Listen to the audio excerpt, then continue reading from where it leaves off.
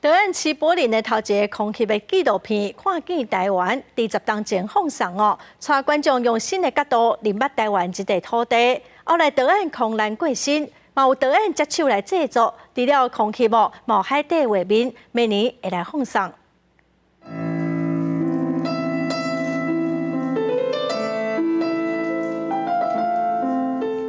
按天顶鸭头看台湾，看见上水的景致，嘛见证受伤严重的土地。导演谢柏霖10年前的看见台湾，让观众用全新的眼界认捌台湾。2017年不幸来过身，即马有人来接手了。纪录片导演麦甲明要接续看见台湾3的工作，伊讲要按玉山出发，立足雪山。雪山是我们台湾第2高峰，泰雅族的圣山之外，它是我们台湾几条重要的溪流的发源地，大概有1300万人都喝来自雪山的水。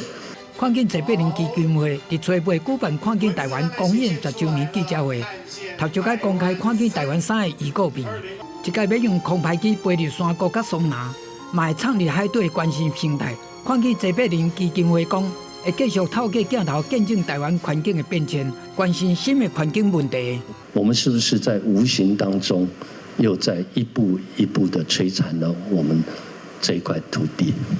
这个都是我们需要很深刻的去检讨。谢柏霖导演的阿母、家后和后生，拢特别来出席记者会。